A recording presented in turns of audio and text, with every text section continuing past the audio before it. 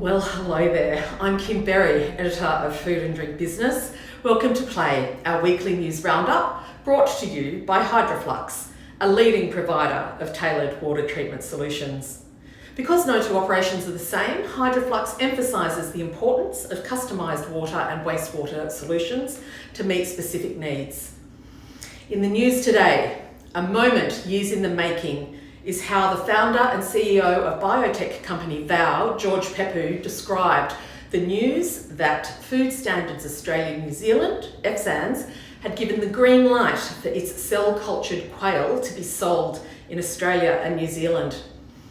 It makes ANZ the fourth region in the world to approve cell-cultured meat for human consumption.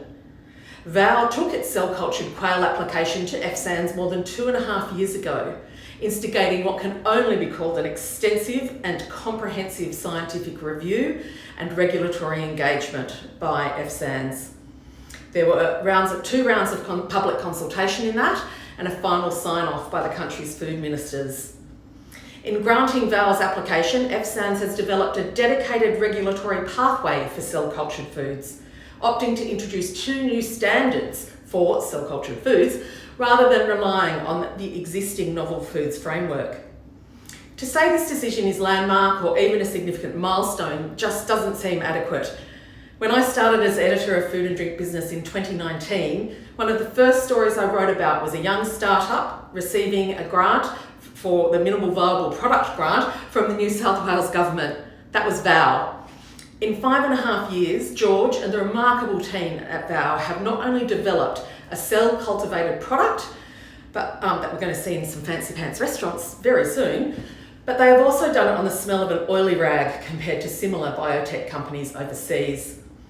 If you want an example of tenacity, perseverance, ingenuity, resilience, you'd be hard-pressed to find a better example. George also announced the first ambassador for VOW's brand Forged, Mike McInerney, and this comment from him sums it up. This isn't about replacing the meats we know and love, it's about trying something entirely new, something that can only exist because of how it's made. For chefs, that's incredibly exciting, but for all of us, it's a huge opportunity. The future always lies in bold ideas that seem impossible at first, but are rooted in real innovation, the kind that drives our culture forward.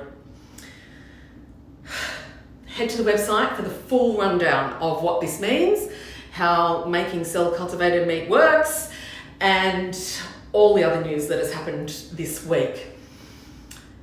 What a time, people, what a time.